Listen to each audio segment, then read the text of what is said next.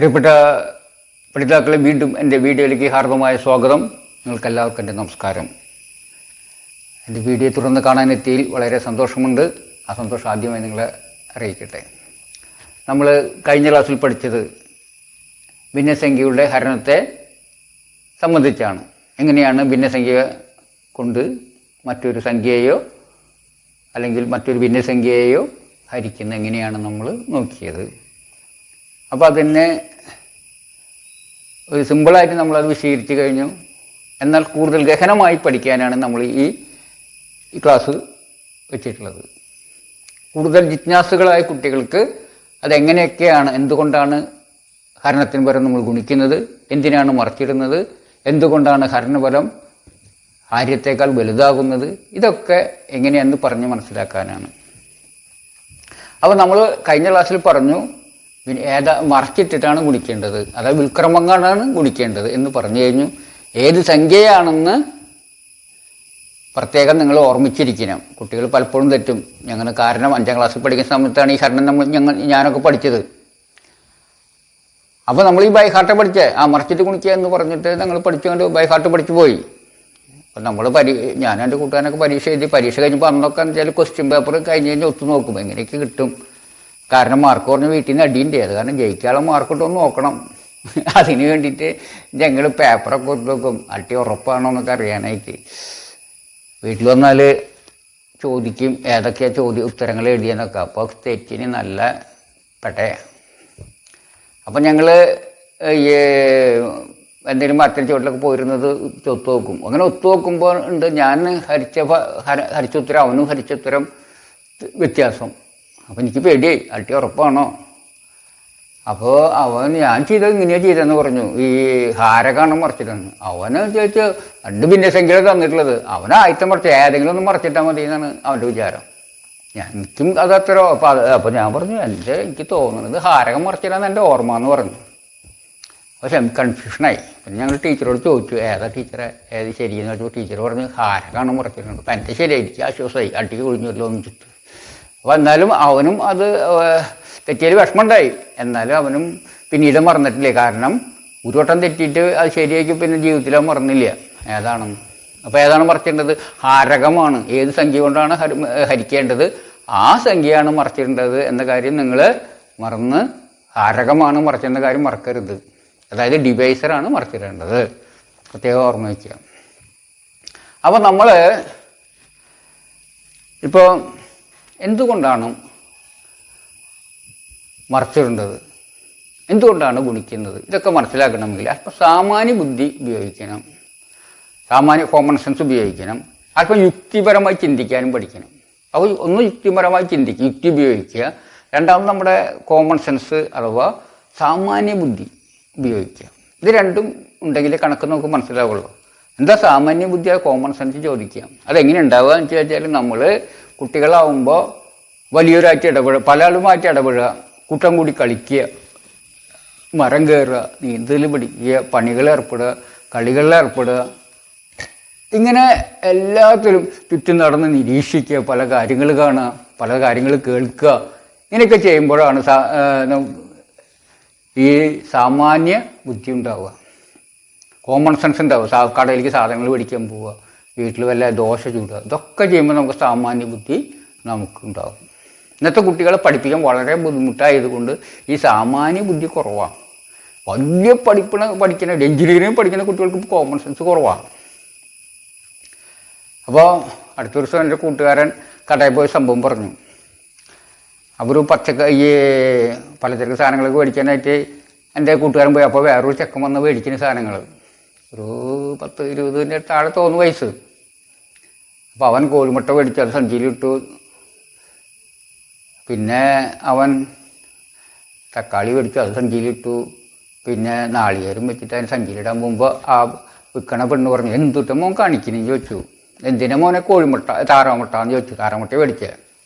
എന്തിനാ മോനെ താറാമുട്ട മേടിച്ചേക്കുന്നത്? അതായത് ചപ്പാത്തിയാണെന്നേ, ചാറുകറി എന്തെങ്കിലും വെക്കാൻ എന്ത് മേടിച്ചിട്ട് ഞാൻ പറഞ്ഞു. അപ്പോൾ അത് മോനെ ഇപ്പോൾ അവിടെ വീട്ടിലെത്തുമ്പോഴേക്കും കറി റെഡിയായില്ലെങ്കിൽ ചാറ് റെഡിയാവുമെന്ന് പറഞ്ഞു.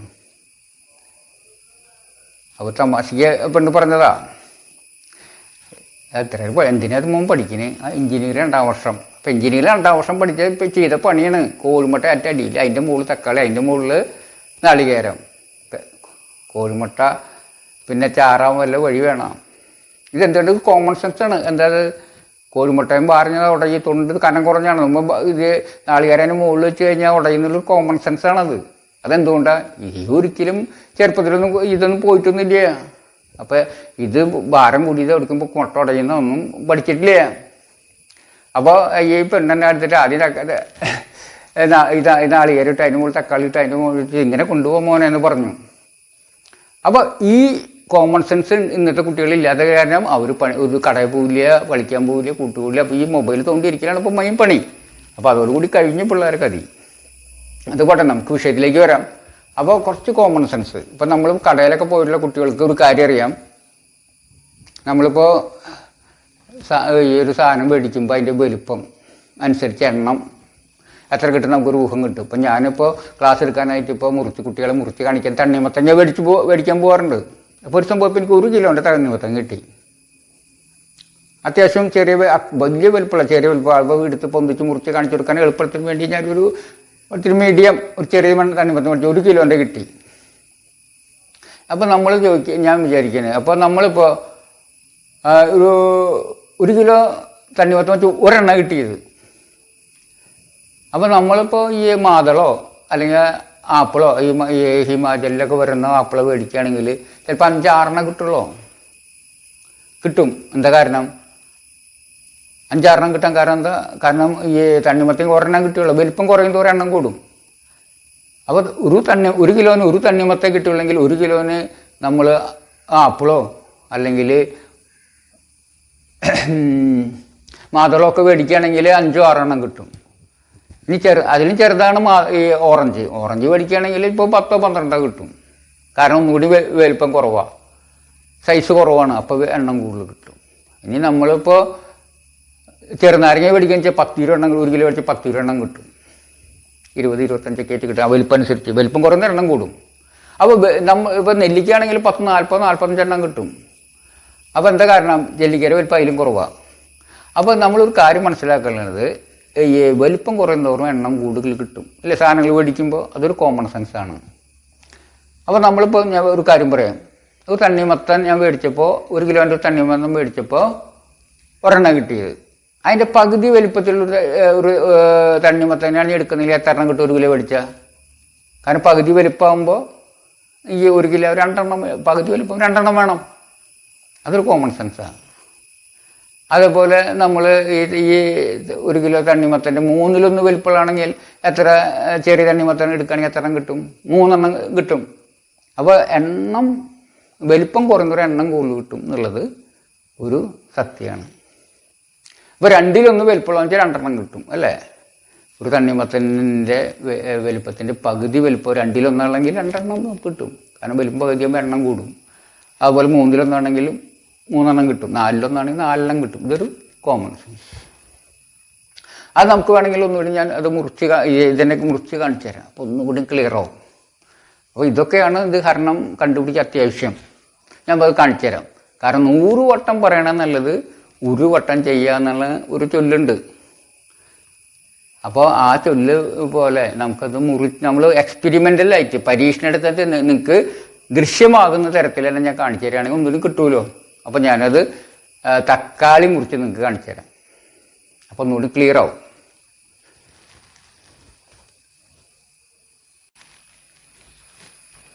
അപ്പം നിങ്ങൾ ഇപ്പോൾ നോക്കുക. ഇപ്പം എൻ്റെ കയ്യിൽ ഒരു തക്കാളിയുണ്ട്. ഒരു മുഴുവൻ തക്കാളി എൻ്റെ കയ്യിലുണ്ട്. കാണാണ്ടോ നിങ്ങൾക്ക്? ഇതേ ഒരു മുഴുവൻ തക്കാളി എൻ്റെ കയ്യിലുണ്ട്. കാണണ്ടല്ലോ അല്ലേ? ഈ തക്കാളിനെ 2ആയി മുറിക്കാൻ പോവുകയാണ് ഞാൻ. മുറിച്ച് കൊണ്ടുവരാം.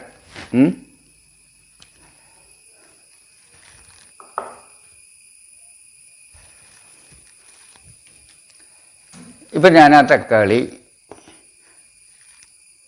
നിങ്ങൾക്ക് മുറിച്ച് 2ആക്കി കൊണ്ടുവന്നിരിക്കുകയാണ്.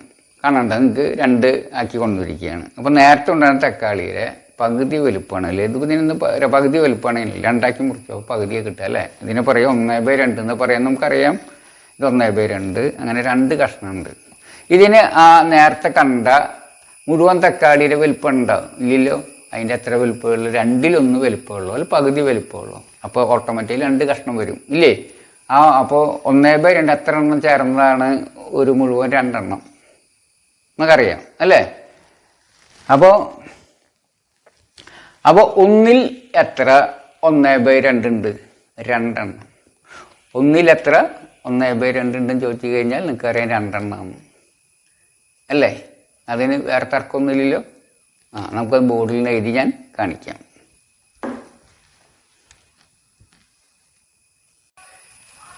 അപ്പോൾ നിങ്ങൾ ബോർഡിലേക്ക് നോക്കുക, ഞാൻ എഴുതി കാണിക്കാം. 1/1/2. ഒന്നിൽ എത്ര 1/2? നമ്മൾ എത്ര 1/2 ചേർന്നാൽ, അതായത് പകുതി എത്ര വട്ടം ചേർന്ന ഒരു മുഴുവൻ 2 എണ്ണം അല്ലേ? ആ പകുതിനെ സൂചിപ്പിക്കുന്നതാണ് 1/2. അതുകൊണ്ട് ഒന്നിൽ എത്ര 1/2 ഉണ്ടെന്ന് ചോദിച്ചു കഴിഞ്ഞാൽ സിമ്പിളായിട്ട് നിങ്ങൾക്ക് പറയാം എത്ര എണ്ണം ഉണ്ട്? 2. അപ്പോൾ 2നെ 2/1 എഴുതാം. അതുകൊണ്ട് 2/1 നമുക്ക് എഴുതാം. 2 = 2/1 2/1. എത്രയാണുള്ളത്? 2/1. അവ 2. ഒന്നുകൂടി വ്യക്തമാണെങ്കിൽ, ഒന്നുകൂടി വ്യക്തമായിട്ട് എഴുതുകയാണെങ്കിൽ ഉള്ളത് എത്രയാണ്? 2 ആണ്. ഇതിന് 2 തന്നെ 2. അപ്പോൾ നമുക്ക് അറിയാം ഒന്നിൽ എത്ര 1/2 എന്ന് ചോദിച്ചു കഴിഞ്ഞാൽ എത്രയാണ്? 1/2 ഉണ്ട്. കാരണം 1ൻ്റെ പകുതി വലുപ്പമാണ് 1/2 ഉള്ളത്. അതുകൊണ്ട് 2 എണ്ണം ഉണ്ടാവും. അത് കോമൺ സെൻസ്. അത്രയേ ഉള്ളൂ. ഇനി നമുക്ക് നോക്കുക. അടുത്ത വീണ്ടും ഞാനൊരു മുഴുവെടുത്തു കണ്ട. ഈ മുഴുവനെ വീണ്ടും ഞാൻ 3 മുറിക്കാൻ പോവുകയാണ്. എത്രയായിട്ട്? 3 മുറിക്കും. ഞാൻ മുറിച്ച് കൊണ്ടുവരാം. അത് കഴിഞ്ഞിട്ട് നമുക്ക് നോക്കാം.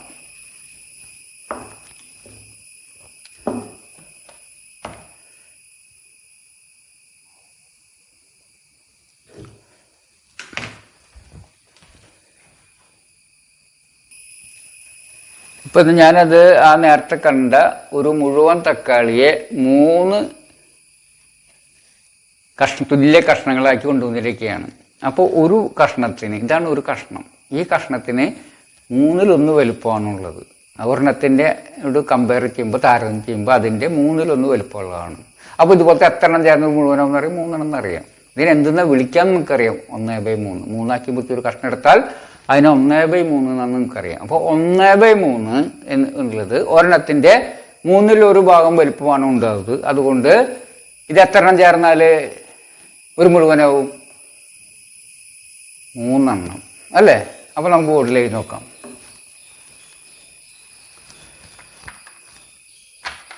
ഒന്ന് ഹരിക്കണം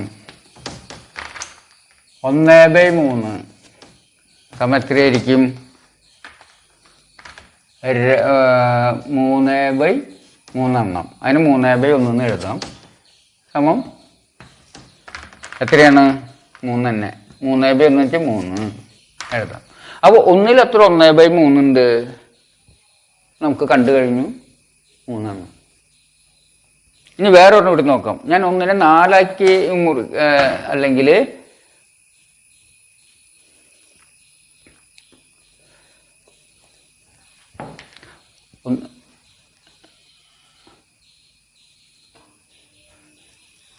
ഇനി ഞാൻ ഒരെണ്ണത്തെ തുല്യ 4 കഷ്ണാക്കിയിട്ട് മുറിച്ച് കൊണ്ടുവന്നിരിക്കുകയാണ്.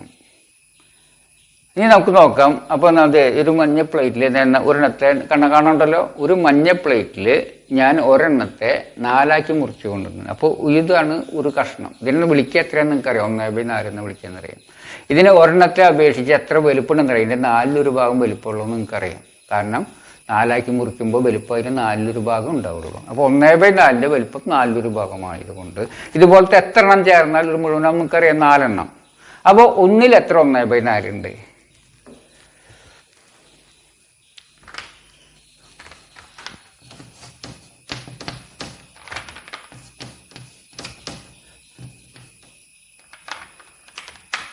നാലെണ്ണം.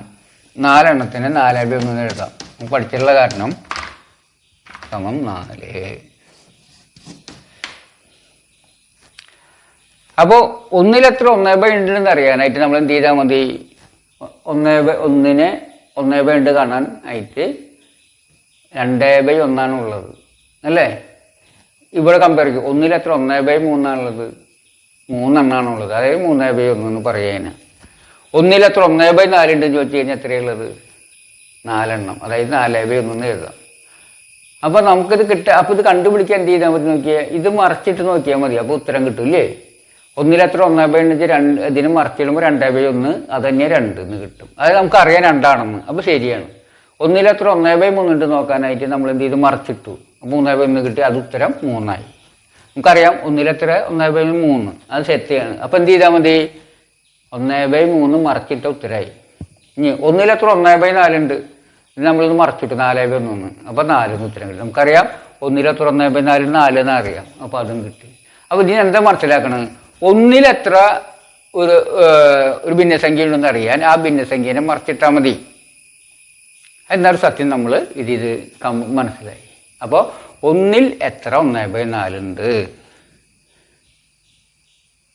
അതറിയാനായിട്ട് 1/4 മറിച്ചിടുക 4/1. അപ്പോൾ അതിന് 4/4 ഉത്തരം കിട്ടും. അപ്പോൾ ഒന്നിൽ എത്ര ഒരു ഭിന്നസംഖ്യ ഉണ്ടെന്ന്, ഇപ്പോൾ ഒന്നിലെത്ര? 1/75 ഉണ്ടെന്ന് അറിയാൻ എന്ത് ചെയ്താൽ മതി? 1/75 മറിച്ചിട്ടാൽ മതി. 75/1 75.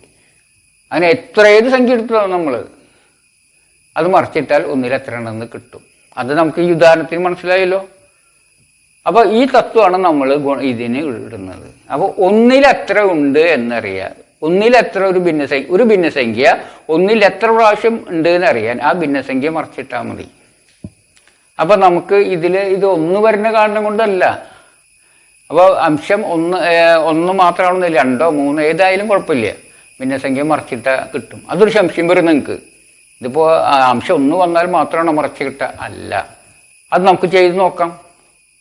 അപ്പോൾ അതിന് നമ്മൾ വേറെ ഈ 1-2 ഭിന്നസംഖ്യ മറിച്ചിട്ട് അത് നമുക്ക് നമ്മുടെ മനസ്സിന് തന്നെ ഒരു തൃപ്തി വരുന്ന വിധത്തിൽ മനസ്സിലൊന്ന് ഉറപ്പി അത് ശരിയാണോ എന്നൊന്ന് നമുക്ക് നോക്കാം. കാരണം നമുക്കൊരു ഉറപ്പ് വരണ്ടേ, എന്നാലും മനസ്സിൽ തൃപ്തി വരല്ലോ. അത് നോക്കാം നമുക്ക്.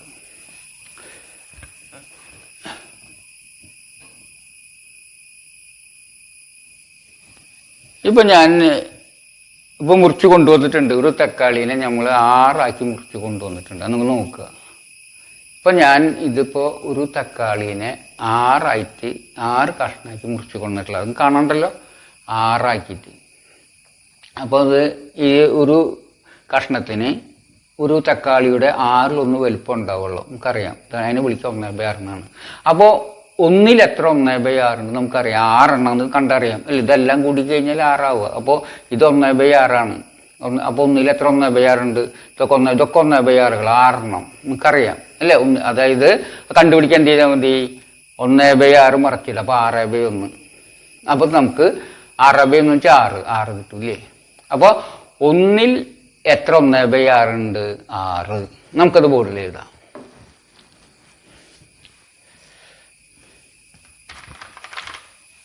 ഒന്നിൽ എത്ര 1/6 ഉണ്ട് എന്നറിയാൻ 1നെ 6 കൊണ്ട് ഹരിക്കാൻ വേണ്ടി നമുക്ക് പഠിച്ചു ഇല്ലേ? അതനുസരിച്ച് നമ്മൾ 1/6 നമ്മൾ ചുവന്നുകൊണ്ട് തിരിച്ചറിയാം. ഒന്നിലെത്ര 1/6 ഉണ്ട്. അപ്പോൾ ഏതുകൊണ്ട് ഹരിക്കുന്നത്? അത് മറിച്ചില്ല. 6/1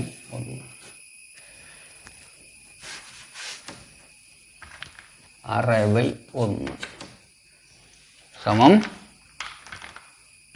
6. അപ്പോൾ ഒന്നിലെത്ര 1/6 ഉണ്ട്? അത് മറിച്ചിട്ട് കിട്ടും 6/1.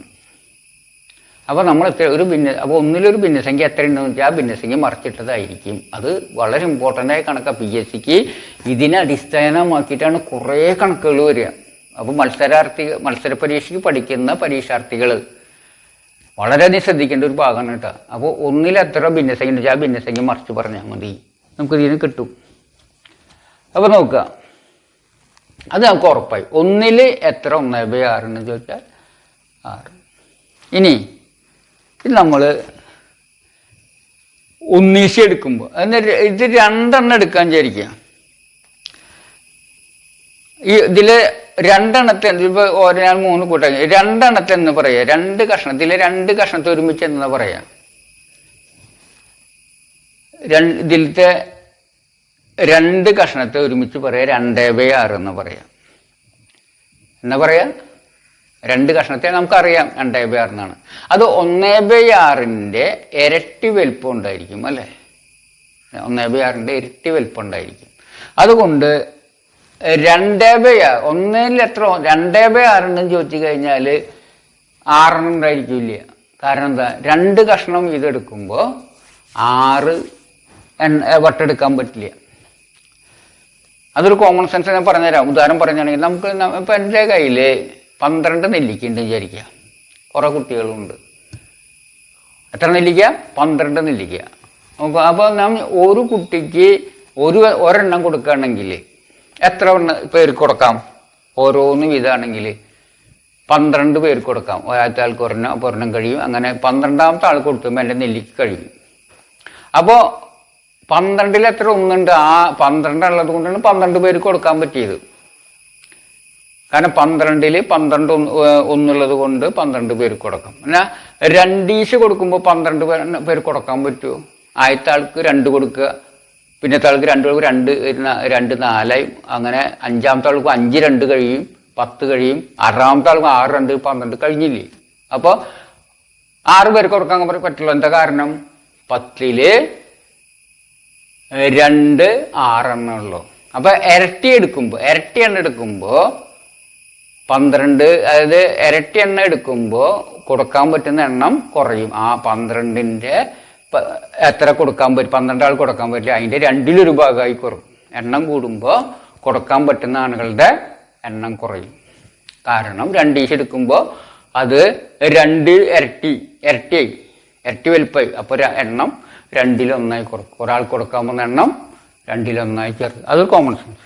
ഞാൻ 3 ഈശ കൊടുക്കുകയാണെങ്കിൽ 12 എണ്ണത്തിൽ അപ്പോൾ 6 ആൾക്കും കൊടുക്കാൻ പറ്റില്ല. എന്താ കാരണം? 3 ഇരട്ടിയാണ് നമ്മൾ കൊടുക്കുന്നത്. ആ 3 ഇരട്ടി വലുപ്പത്തിൽ എടുക്കുമ്പോൾ 3 ഇരട്ടി അളവ് എടുക്കുമ്പോൾ എത്ര പേർക്ക് കൊടുക്കാൻ പറ്റും? 3ൽ 1 ചുരുങ്ങും. 12 കൊടുക്കാൻ പറ്റില്ല. 12ൻ്റെ 12 പേർക്ക് കൊടുക്കാൻ പറ്റുമെങ്കിൽ, 1 വീതം കൊടുക്കുകയാണെങ്കിൽ 12 പേർക്ക് കൊടുക്കാൻ പറ്റുമെങ്കിൽ 3 വീതം എടുക്കുമ്പോൾ 3 ഇരട്ടിയാകുമ്പോൾ 3ൽ 1 ചുരുങ്ങി കൊടുക്കാവുന്നത് അല്ലേ? അപ്പോൾ 12ന് 3ൽ1 ഭാഗമായി ചുരുങ്ങും. അപ്പോൾ 4 പേർക്ക് കൊടുക്കാൻ പറ്റില്ല. ഇനി 4 ഈശ കൊടുക്കുകയാണെങ്കിലോ? അപ്പോൾ ഒരാൾക്കന്നെ 4 കൊടുക്കണം അല്ലേ? അപ്പോൾ 4 ഇരട്ടി കൊടുക്കുമ്പോൾ 12 കൊടുക്കാൻ പറ്റില്ല. 12 എന്നുള്ളത് എത്ര പേര് കൊടുക്കാൻ പറ്റും? 12ൻ്റെ 4ൽ 1 ചുരുങ്ങും. ആ സത്യം മനസ്സിലാക്കുക. അപ്പോൾ നമ്മൾ 1 ഈശ കൊടുക്കുമ്പോൾ 6 പേർക്ക് കൊടുക്കാമെങ്കിൽ അല്ലേ? 1 ഈശ കൊടുക്കാൻ 1/6 വെച്ച് കൊടുക്കുകയാണെങ്കിൽ ഒരെണ്ണം എത്ര പേർക്ക് കൊടുക്കാൻ പറ്റും? 6 എണ്ണം ഉണ്ടത് ഇല്ലേ? 6 പേർക്ക് കൊടുക്കാം. അപ്പോൾ ഒരു തക്കാളി എടുത്ത് 6 കഷ്ണമാക്കിയിട്ട് ഓരോ കഷ്ണം കൊടുക്കുകയാണെങ്കിൽ 6 പേർക്ക് കൊടുക്കാം. എന്നാൽ ഒരു തക്കാളി എടുത്തിട്ട് 6 കഷ്ണമാക്കി ആ 2 കഷ്ണത്തെ 2/6 എന്ന് പറയുക. ആ 2 കഷ്ണം വീതം കൊടുക്കുകയാണെങ്കിലോ 6 പേർക്ക് കൊടുക്കാൻ പറ്റും. 3 പേർക്ക്. കാരണം ഇരട്ടി കഷ്ണം എടുക്കുമ്പോൾ 2ൽ, അതായത് 2 മടങ്ങ് എടുക്കുമ്പോൾ 2ൽ 1 കുറയും. ഒരാൾ കൊടുക്കാൻ പറ്റുന്ന ആളുകളുടെ എണ്ണം 2ൽ 1 കുറയും. അപ്പോൾ ഒന്നിലെത്ര 2/6 എന്ന് വെച്ച് കഴിഞ്ഞാൽ എത്ര എണ്ണുള്ളൂ? 3 എണ്ണുള്ളൂ അല്ലേ? നമുക്കറിയാം 2 ഈശ കൊടുക്കുകയാണെങ്കിൽ 2 കഷ്ണം വെച്ച് കൊടുക്കുക, 6 കഷ്ണമാക്കി 2 ഈശ കൊടുക്കുകയാണെങ്കിൽ 3 പേർക്ക് കൊടുത്താൽ കഴിയും. അപ്പോൾ ഒന്നിലെത്ര 2/6 എന്ന് ചോദിച്ചു കഴിഞ്ഞാൽ 3 അല്ലേ? നമുക്ക് നോക്കാം. ഇത് മറച്ചിട്ട് കിട്ടുമോ നോക്കാം നമുക്ക്. 1/2/6 നമ്മൾ ഉത്തരം കിട്ടിയത് നമുക്കറിയാം എത്രയാണ്? 3 പേർക്കെന്ന് ഉത്തരം കിട്ടണ്ടേ? നമുക്ക് നോക്കാം. ഇത് മറിച്ചിട്ട് നോക്കി. 6ൻ്റെ അപ്പോൾ 6 എണ്ണമില്ല. 6ൻ്റെ എത്ര ഭാഗമായിട്ട് കുറയത്? 6ൻ്റെ 2ൽ 1 കുറയും. 2 ഇരട്ടി എടുക്കുമ്പോൾ 2ൽ 1 കുറയും. 2ൽ 1 കുറയും അല്ലേ? ആദ്യം 1 വീതം കൊടുക്കുമ്പോൾ 6 പേർക്ക് കൊടുക്കാമെങ്കിൽ 2 വീതം കൊടുക്കുമ്പോൾ ഇരട്ടി എടുക്കുമ്പോൾ 2 മടങ്ങായിട്ട് കൊടുക്കുമ്പോൾ അതിൻ്റെ 2ൽ 1 കുറയും. 2ൽ 1 കുറയുന്ന വെച്ചാൽ 2 കൊണ്ട് ഹരിക്കുക. 6/2 നോക്കുക. വെട്ടി ചെറുതാക്കുമ്പോൾ മുകളിലും ചോട്ടിലും 2 കൊണ്ട് ഹരിക്കുമ്പോൾ ഇത് 3 ആവും. ഇത് 1 ആവും. സമം 3. ശരിയല്ലേ? അപ്പോൾ 1/2/6 എന്നുള്ളത് ഏതിലേക്ക് എത്തി? 3ലേക്ക് എത്തി. നമുക്കറിയാം ഉത്തരം 3 അപ്പോൾ ഇതും ശരിയാ. ഇതുപോലെ 8ന്റെ കാര്യം എടുത്താലും നമുക്ക് ഇത് ഇനി 3 ഈശ കൊടുക്കുകയാണെങ്കിലോ, നമ്മൾ വിചാരിക്കുക ഇതുപോലെ 3 കഷ്ണം കൊടുക്കുകയാണെങ്കിലോ, അപ്പോൾ ഒരാൾക്ക് 3 കഷ്ണം കൊടുക്കുമ്പോൾ രണ്ടാമത്തെ ആൾക്ക് 3 കഷ്ണം കൊടുക്കുമ്പോൾ അതോടുകൂടി തീർന്നു. അപ്പോൾ ഒന്നിലെത്ര 3/6 ഉണ്ട്? അപ്പോൾ 3 കഷ്ണം 6 കഷ്ണമാക്കി. അപ്പോൾ 3/6 അതിൽ 3 കഷ്ണം 3/6 എന്ന് പറയും. അപ്പോൾ 3 കഷ്ണമാണ് 3/6. അപ്പോൾ 3 കഷ്ണം കൊടുക്കുകയാണെങ്കിൽ എത്ര വട്ടം കൊടുക്കാം? 2 പേർക്ക് കൊടുക്കാൻ പറ്റുള്ളൂ. എന്ന് വെച്ചാൽ ഒന്നിലെത്ര 3/6 ഉണ്ട്? 2 പ്രാവശ്യമുള്ളൂ. അപ്പോൾ 2 പേർക്ക് കൊടുക്കാൻ പറ്റുള്ളൂ. അപ്പോൾ 1/3/3 എത്ര ആയിരിക്കണം? 2 ആയിരിക്കണം. നമുക്കത് മറിച്ചിട്ട് കിട്ടുമോ നോക്കാം.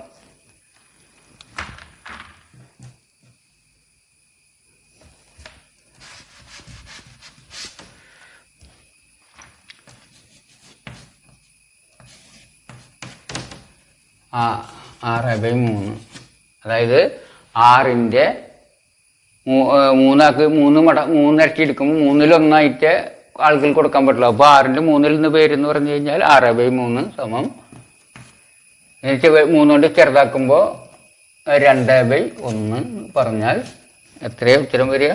2 ഉത്തരം വരിക. ശരിയാണ് അല്ലേ? 3 കഷ്ണം വെച്ച് കൊടുക്കുമ്പോൾ 6 കഷ്ണം 3 വെച്ച് കൊടുക്കുമ്പോൾ ഒരെണ്ണത്തിന് എത്ര ആൾക്കാർ കൊടുക്കാൻ പറ്റില്ല? 2 പേർ കൊടുക്കാൻ പറ്റുള്ളൂ. കാരണം ഒരു 3/6 പ്ലസ് ഒരു 3/6 6/6 അത് 1 ശരി കൊടുക്കാം. അപ്പോൾ ഇത് ശരിയാണ്. അപ്പോൾ ഇതിന് നമ്മൾ എന്താണ് കാര്യം മനസ്സിലാക്കുന്നത്? അപ്പോൾ ഒന്നിലെത്ര 1/6 എന്ന് അറിയാൻ മറിച്ചിടുമ്പോൾ 6 എന്ന് കിട്ടും. ഒന്നിലെത്ര 2/6 ഉണ്ട് നോക്കാൻ ഇത് മറിച്ചിടുമ്പോൾ കിട്ടുന്നുണ്ട്. അപ്പോൾ ഇതിനും ഇത് മറിച്ചിടുമ്പോൾ കിട്ടുന്നത്. അപ്പോൾ ഇതിന് മൊത്തത്തിൽ എന്താ മനസ്സിലാക്കിയത് നമ്മൾ? ഒന്നിൽ എത്ര ഒരു ഭിന്നസംഖ്യ ഉണ്ടെന്ന് ചോദിച്ചു കഴിഞ്ഞാൽ ആ ഭിന്നസംഖ്യ മറിച്ചിട്ട് പറയുന്നതാണ്. മനസ്സിലായോ? അത്രയാണ് മനസ്സിലാക്കേണ്ടത്.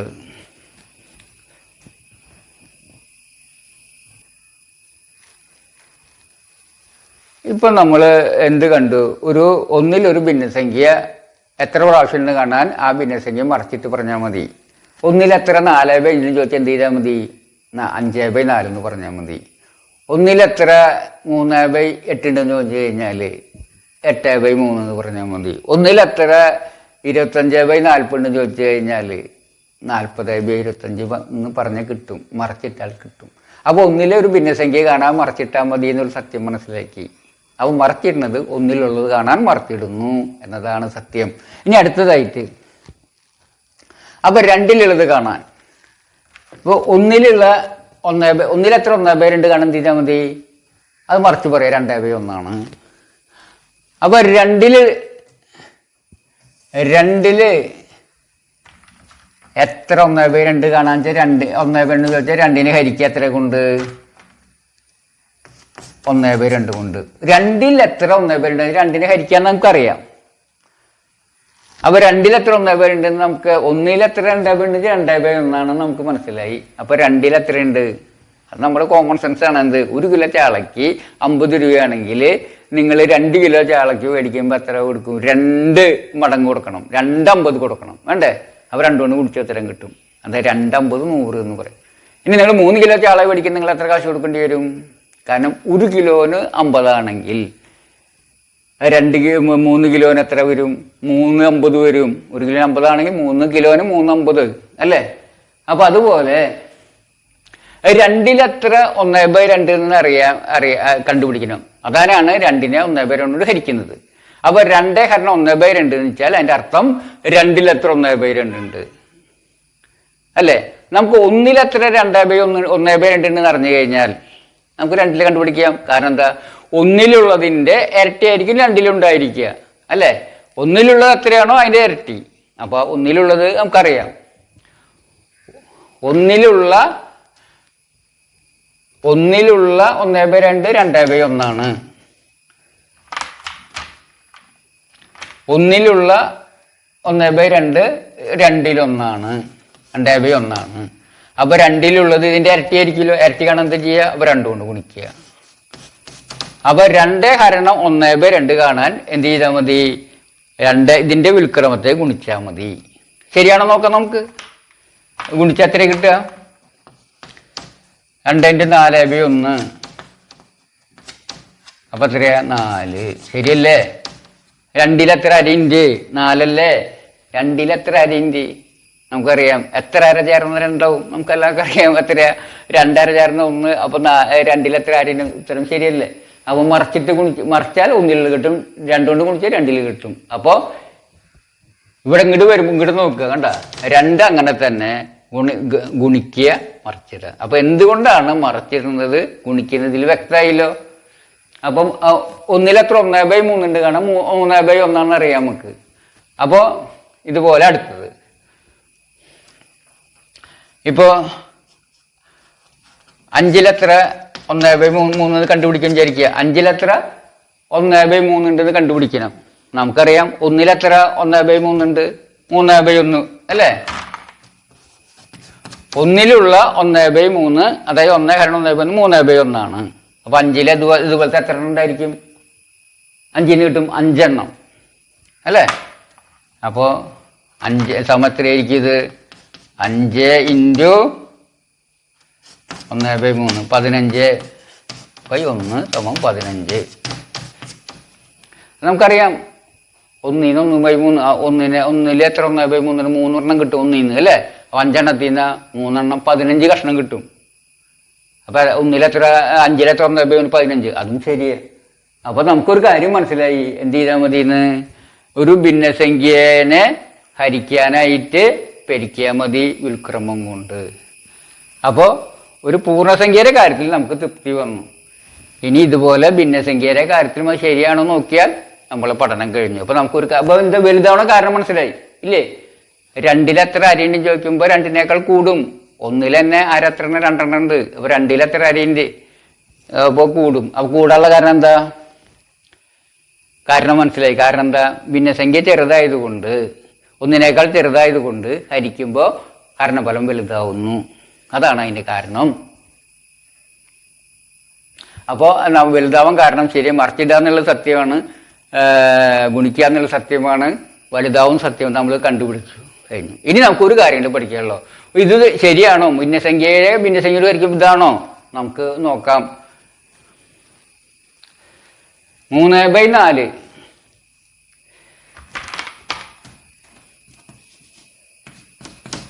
ഹരണം 1/4. 3/4 എത്ര? 1/4 ഉണ്ട്. നമ്മൾ നേരത്തെ കണ്ടു 3 എണ്ണം. അപ്പം നമ്മൾ നോക്കിയേ 3 × 4/1 അല്ലേ? 3/4 എത്രയാ? 4. 3/4 3 4 12/4 സമം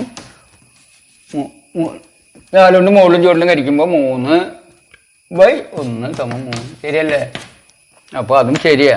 അപ്പോൾ ഒരു ഭിന്നസംഖ്യ കൊണ്ട് നമ്മൾ ഒരു ഭിന്നസംഖ്യയെ ഹരിക്കുകയാണെങ്കിലും എന്ത് ചെയ്താൽ മതി? ഏത് കൊണ്ടാണോ ഹരിക്കുന്നത് അത് മറച്ചിട്ട് പെരിക്കിയാൽ മതി. ആ മറച്ചിട്ട് അപ്പോൾ നമ്മൾ ഹരിക്കേണ്ടുന്ന ഭിന്നസംഖ്യ, അതായത് ഹാരകം മറച്ചിടുക, ഗുണിക്കുക, ഉത്തരമായി. അത് മനസ്സിലായി നമുക്ക്. അപ്പോൾ എന്തുകൊണ്ടാണ് മറിച്ചിടുന്നത് മനസ്സിലായി, എന്തുകൊണ്ടാണ് ഗുണിക്കുന്നതെന്ന് മനസ്സിലായി, എന്താണ് ഉത്തരം വലുതെന്ന് മനസ്സിലായി. ഇപ്പം നമുക്ക് ഇതെല്ലാം മനസ്സിലായി കഴിഞ്ഞു. അപ്പോൾ ഇനി നമുക്ക് ഇതെല്ലാം മനസ്സിലായല്ലോ. ഇനി നമുക്ക് ഇന്നത്തെ ക്ലാസ് അവസാനിപ്പിക്കാം. പിന്നെ നമ്മൾ ഈ പഠിച്ച കാര്യങ്ങളൊക്കെ നല്ലോണം ഉറപ്പിക്കണം. അതിനായിട്ട് നമുക്ക് കുറച്ച് കണക്കുകൾ ചെയ്ത് പഠിക്കണം. ആ കണക്കുകൾ ഞാൻ ഇവിടെ എഴുതിയിടാം. അത് നിങ്ങൾ നോക്കി പകർത്തിയെടുക്കുക. അത് നമ്മൾ സ്ക്രീനിൽ കുറച്ച് സെക്കൻഡുകൾ കാണിക്കും. അപ്പോൾ അത് പകർത്തിയെടുക്കുക. പിന്നെ ഒരു ഉത്തരങ്ങൾ കാണിക്കും, അതും പകർത്തിയെടുക്കുക. എന്നിട്ട് നിങ്ങൾ ചെയ്ത ഉത്തരങ്ങളൊക്കെ പരിശോധിച്ച് നിങ്ങളത് ഉറപ്പുവരുക. കാരണം പഠനത്തിൻ്റെ ഒരു ഭാഗം ഉറപ്പിക്കലാണ്. ഞാൻ പറയുന്നു, അത് കേൾക്കുന്നു, അപ്പോൾ നിങ്ങൾക്ക് മനസ്സിലാവുന്നു. പക്ഷെ കുറച്ച് കഴിയുമ്പോൾ മറന്നു പോകും. പക്ഷെ ഉറക്കണമെങ്കിൽ പരിശീലിക്കണം. അത് രണ്ടാമത്തെ ഭാഗം പഠനത്തിൻ്റെ. എന്നാലും ഇത് പഠിക്കലും ഉറപ്പിക്കലും കഴിഞ്ഞാൽ നിങ്ങൾക്ക് എന്ത് ചെയ്യാൻ പറ്റുള്ളൂ? അപ്ലൈ ചെയ്യാൻ പറ്റുള്ളൂ, അത് ജീവിതത്തിൽ പ്രയോഗിക്കാൻ പറ്റുള്ളൂ. അപ്പോൾ ഇത് രണ്ടും നിങ്ങൾ ചെയ്യണം. അപ്പോൾ നിങ്ങൾക്ക് പിന്നീട് പരീക്ഷകളിലോ അല്ലെങ്കിൽ ജീവിതത്തിലോ ഒക്കെ വളരെ ഇത് പ്രയോജനം ചെയ്യും എന്ന് പറഞ്ഞുകൊണ്ട് ക്ലാസ് നിർത്തുകയാണ്. അപ്പോൾ നിങ്ങൾ പഠനത്തിൽ ഞാൻ പറഞ്ഞ പോലെ കേൾക്കുക. എൻ്റെ വീഡിയോ ഇഷ്ടപ്പെടുകയാണെങ്കിൽ നിങ്ങൾ അത് ലൈക്ക് ചെയ്യാനും അതുപോലെ സബ്സ്ക്രൈബ് ചെയ്യാനും നിങ്ങളുടെ ഫ്രണ്ട്സിന് ഷെയർ ചെയ്യാനും മറക്കരുത്. ഒന്നുകൊണ്ട് ഓർമ്മിച്ചുകൊണ്ട് ഈ ക്ലാസ് നിർത്തട്ടെ. നിങ്ങൾക്ക് നമസ്കാരം. നമുക്ക് അടുത്ത ക്ലാസ്സിൽ കാണാം. അതുവരേക്ക് വിടാം.